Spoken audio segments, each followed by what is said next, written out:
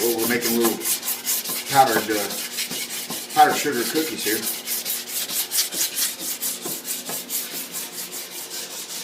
For Santa.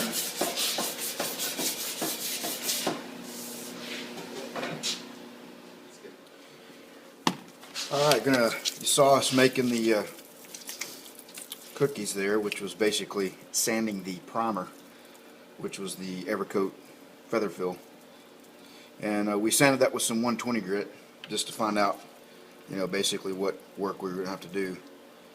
So half the fender is beat up, which is the front half that sticks out in front of the forks, and the back half of the fender is actually serviceable. I'm not going to put any glaze on that, and we'll focus up on the front. So I'm just going to mix a little bit of this up, make sure we got enough.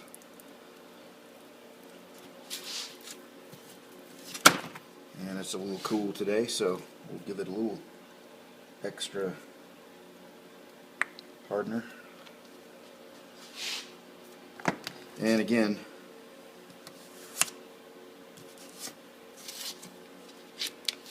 no mixing board, so we're going to use cardboard.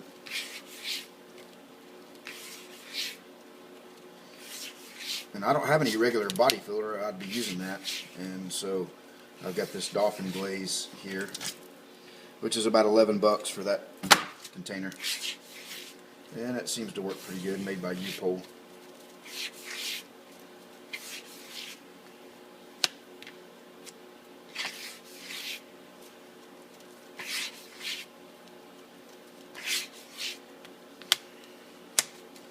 Alright, so we'll turn this around, and we're just going to spread from the tape line forward.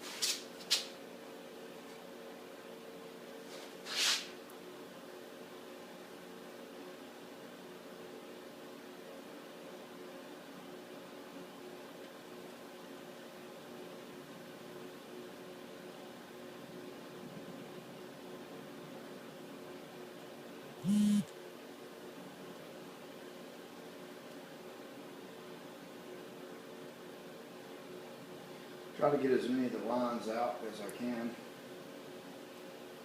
This is something that over time I've gotten a little better at. I still not great at it.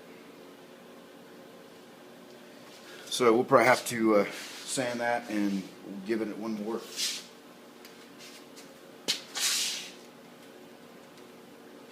One more wipe.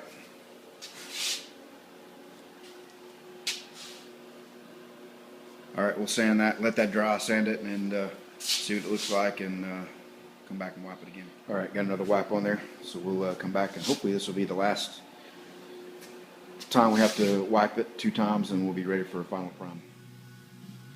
Alright, well, we had 2 sessions of the glaze on this, and got it sanded down to 240, and it's ready for the final prime. And it's not exactly perfect, but it's a lot of the little unevenness, and there were some dents and some rust pits and stuff in it. Got all that smoothed out, so it's got a good surface on it now. Should look pretty good in the single stage paint we got going for it. And got the frame all blasted up and cleaned up, all the paint and off of it.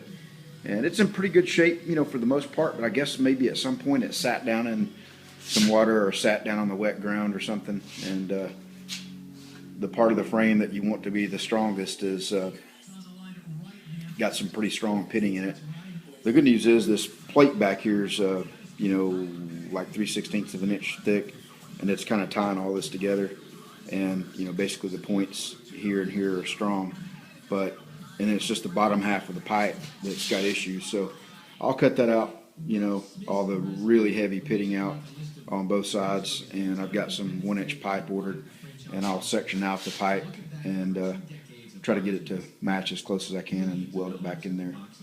And so we got it all stripped down and got it treated with some the Simplex stuff. And this guy right here, the rack that goes on the back is it's not rotted out anywhere, but it's heavily pitted up as well. You can see the pitting in it. You know, I was kind of hoping to have this chrome plated, but that'd be a lot of work for the chrome plater to get those pits smoothed out. So we'll just do the same thing we're doing with other areas. This is not rotted out anywhere. It's just really heavy pitting, and it's all been blasted out and treated. So we'll epoxy prime it and hit it with the feather fill or slick sand, whichever one we use, and get it to a smooth surface and just paint it the same color as the frame and be done with that. So there it is. There's the update for tonight.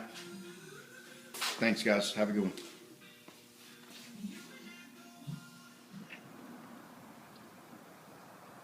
Oh yeah, we got a little snow in Texas, by the way.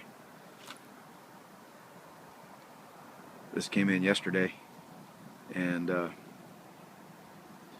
it dropped down in the 20s last night, so it stayed, and we actually had ice on the roads, but you can see it's pretty much melted off now. So I always find it interesting when the snow comes. You can see these footprints here, and these aren't mine or anybody that lives here. And somebody came up. I don't know what that was about, but it's always interesting.